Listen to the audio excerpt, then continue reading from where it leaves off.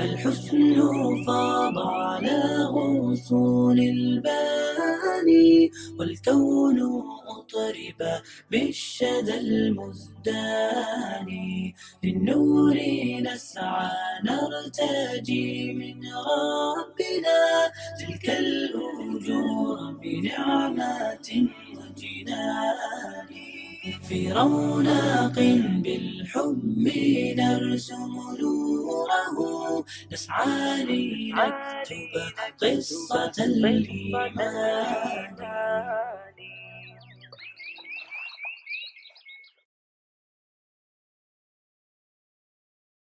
Assalamu alaikum et bonjour, bienvenue dans l'émission Allah m'a guidé.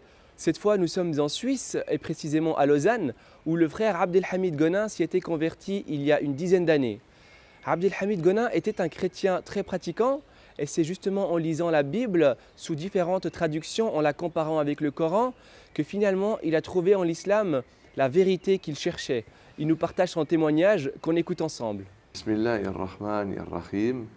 Au nom de Dieu, le tout clément, le tout miséricordieux. Je suis né en l'année 1947 au sein d'une famille très connue du canton de Vaud, la famille Gonin. Et j'ai reçu une éducation chrétienne. Et je suis né donc dans ce pays chrétien. C'était donc il y a 60 ans environ. Et je me rendais tous les dimanches à la cathédrale de Lausanne avec ma tante pour le culte à 10 heures. Vous voyez, je me souviens de tous ces détails. Et à l'âge de 18 ans, j'ai eu une question que je me suis posée en lisant la Bible dans le livre du Deutéronome au chapitre 18, où Dieu annonce à Moïse la venue d'un prophète semblable à lui pour les fils d'Israël. Et dans l'Acte des Apôtres, au chapitre 3 et au verset 27, celui qui a écrit cet Acte des Apôtres nous dit que ce prophète qui est annoncé à Moïse, semblable à lui, est Jésus. Or, je me souviens à l'époque, cette question m'avait interpellé. Et j'avais demandé à ma tante, mais c'est étrange car Jésus n'est jamais un prophète comme Moïse. Et ma tante m'a répondu, je ne peux pas te répondre, il faut demander cela aux théologiens. Or, quand dans l'évangile de Jean au chapitre 14 et au verset 13, on fait dire ces paroles à Jésus, qui est devant une foule, qui ressuscite les morts, qui fait voir les aveugles, qui fait marcher les paralytiques, et Jésus aurait dit ces paroles qu'il n'a jamais dites. En vérité, je vous le déclare, celui qui croira en moi fera les mêmes œuvres que moi je fais et des œuvres plus grandes que moi, car je m'en vais au Père. Et bien sûr, personne sur cette terre, que ce soit le pape ou de n'importe quelle secte qu'il appartient, quel que soit son rang, peut faire ce que Jésus a fait. Comment pourrait faire-t-il des choses plus grandes que lui? Et dans ce même évangile de Jean, Jésus va au cimetière et il va ressusciter Lazare. Et qu'est-ce que le texte nous dit en grec, qui n'est pas le texte en langue originale? Jésus dit « Ô Père, ressuscite-le ». Dieu s'adresse à Dieu. Ce n'est même pas lui qui le fait. S'il était Dieu, il aurait pu le faire. Mais il s'adresse à Dieu « Ô Père, ressuscite-le afin qu'il croie que tu m'as envoyé ». Donc le miracle est là pour prouver que Jésus était véridique, ce que dit d'ailleurs le Coran. Dans le Coran, c'est Al-Samiri qui a fabriqué le veau d'or. Dans la Bible, c'est le prophète Aaron. Or, les prophètes dans l'islam ont été immunisés par Dieu, c'est-à-dire que Dieu les a choisis. Pourquoi? Parce qu'ils étaient des exemples à suivre et Dieu les a protégés de commettre des grands péchés et ils ne pouvaient pas aussi mentir dans le message qu'ils avaient à transmettre de la part de Dieu. D'accord?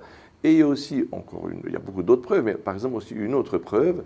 Dans le Coran, l'ange Gabriel, le Saint-Esprit, c'est l'ange Gabriel, tandis que dans la Bible, le Saint-Esprit, c'est Dieu lui-même. Donc je ne peux pas croire que les deux sont justes. Je suis obligé de croire ou bien le Saint-Esprit est Dieu, ou bien il n'est pas Dieu, il est l'ange Gabriel, ou bien c'est Aaron, le frère de Moïse, qui a fabriqué le veau d'or, ou bien c'est Al-Samiri. Vous voyez? Donc il y a beaucoup d'autres exemples, et j'ai donné 2 exemples qui sont absolus. C'est donc la connaissance profonde du Coran et de la Bible par laquelle Dieu m'a amené à cette croyance qui ne comporte pas de doute. Ça, je peux dire que c'est la colonne vertébrale de mon expérience. Quand j'ai effectué ce premier pèlerinage, je m'étais rendu à Médine pour prier dans la mosquée du prophète Mohammed, paix et bénédiction soient sur lui, et pour aller le saluer là où il est enterré, donc dans son tombeau qui se trouve maintenant à l'intérieur de la mosquée. Et au moment où je me suis approché de la grille pour lui envoyer un baiser, tout de suite un soldat m'a empêché et m'a dit « La ilaha illallah ». Il n'y a pas d'autre Dieu que Dieu, c'est lui seul que tu dois adorer. Or, moi, je ne voulais pas faire une demande au prophète, n'est-ce pas? Je n'avais pas l'intention de lui demander quelque chose, bien sûr, mais ça m'a plu. Ça m'a plu parce que j'avais l'habitude d'aller à l'église, par exemple catholique, dans ma deuxième phase du christianisme, où je priais évidemment Dieu, je demandais aussi à Jésus, je demandais aussi à Marie, n'est-ce pas? Donc, de m'avoir rappelé ce commandement de n'adorer que Dieu, de n'invoquer que lui, ça m'a en fin de compte beaucoup plu. D'ailleurs, j'avais un ami marocain qui s'appelait Jawad, qui à l'époque où j'allais à l'église catholique chaque jour, il m'avait dit « Mais écoute Richard, est-ce que tu penses que Jésus a fait une statue de sa mère et qu'il a prié sa mère? Est-ce que tu penses qu'il a fait une statue de lui et que Marie priait son fils? Non, ils ont prié Dieu. Donc ça, ce sont les hommes qui ont changé son message. Et en fin de compte, j'ai réfléchi à ça et il avait tout à fait raison. Et j'en avais parlé à l'époque à l'abbé Yanguas, qui était un Espagnol qui officiait à la paroisse du Valentin. Et il m'avait dit, mon fils, attention, tu ne peux pas aller directement à Dieu. Tu dois passer par Jésus et Marie, car tu as fait trop de péchés. Et j'avais continué encore pendant 1 année et 2 ans à fréquenter l'église catholique jusqu'à ce que Dieu m'a éclairé dans son livre, le Coran, de la vérité. قد حاز من دنياه حفظا للكتاب والثوم دامع فرحكم يا فخركم أنتم شعاع الشمس إن حل الغياب ها قد تنام حلمكم من مثلكم قد حاز من دنياه حفظا للكتاب والثوم دامع فرحكم يا فخركم أنتم شعاع الشمس إن حل الغياب فلتخبروا من بعدكم من زاركم أن العطايا حفظ أين واكتساب فمبارك طبتم وطاب غراسكم ودعتم خير المراتع باحتساب فلتخبروا من بعدكم. La famille Gonin est originaire de la France. Ils sont venus sous le règne de Louis XIV. Cela fait environ entre 400 et 500 ans, lorsque le roi Louis XIV, sous l'influence de Marie, de maintenant sa maîtresse, a persécuté les protestants. Donc ce sont les catholiques qui ont persécuté les protestants et c'est à cette époque que les Gonins ont émigré en Suisse. D'ailleurs, cette famille très connue a un illustre ancêtre qui s'appelle Jules Gonin, qui a découvert le décollement de la rétine. Et je me souviens, à l'époque, j'ai travaillé dans une agence qui était près de Chaudron. Et comme mon employeur m'interdisait de faire la prière sur mon lieu de travail, je me rendais pendant la pause au parc de Montbenon, juste derrière le casino. Et là, vous avez justement la rue Jules Gonin.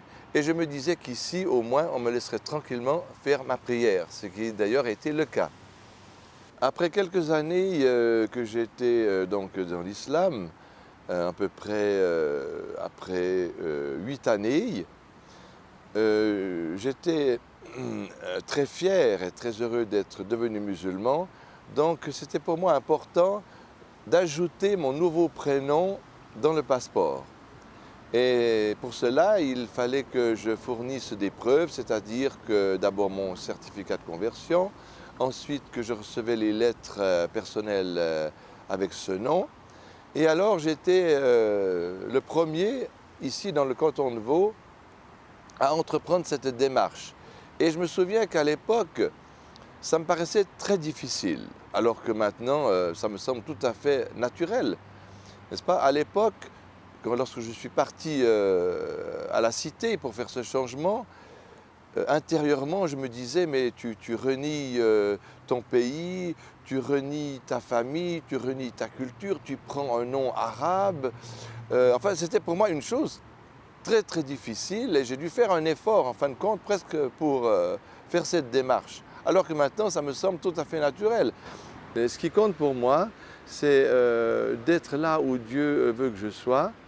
Et le prophète d'ailleurs, la paix et la bénédiction d'Allah soit sur lui, il a dit une parole véridique bien sûr, où il a dit il a réussi, il a gagné littéralement celui que Dieu a guidé à la soumission et qui lui a accordé ce dont il a besoin pour vivre et qui l'a rendu satisfait avec ce qu'il lui a donné. Et voilà, ça je vis cela, je suis heureux et comblé avec ce que Dieu m'a donné. Et je pense que c'est là que se situe le vrai bonheur. Eh bien, à mon âge, ma journée quotidienne, comme j'ai plus besoin de travailler, elle est occupée par la lecture du Coran, par le souvenir, le dhikr, le souvenir d'Allah, par la prière sur le prophète. Et puis voilà, parce qu'en fin de compte, aussi quand on s'approche de la fin, il y a beaucoup de choses qui changent dans la vie, c'est-à-dire qu'on se prépare à quitter ce monde pour rencontrer celui qui nous a créés. Et puis voilà, peut-être ça peut paraître pas très heureux, mais en fin de compte c'est une réalité absolue qu'on peut pas éviter, n'est-ce pas? Mais je ne sais pas, ça me rend en tout cas pas malheureux et au contraire, je peux dire que je suis encore plus heureux maintenant qu'à 20 ans. Et j'aimerais pas revenir quand j'avais 20 ans parce qu'on ne connaît pratiquement rien du tout. Donc maintenant, grâce à Dieu, j'ai compris beaucoup de choses de la vie et voilà. صاغوا للمجد رسالتهم وأبوا إلا نورا هديا بهم قد زانت ذي الدنيا وسموا حبا قصد العليا صاغوا للمجد رسالتهم وأبوا إلا نورا هديا النور بهم صدقا ظهرا وأضاء الدنيا مزدهرا يا من تبغون الخير غدا يجلو الليل ضياء القمر. Voilà, c'est la fin de l'émission. Merci d'avoir regardé. À très bientôt, Inch'Allah, pour un prochain épisode d'Allah m'a guidé.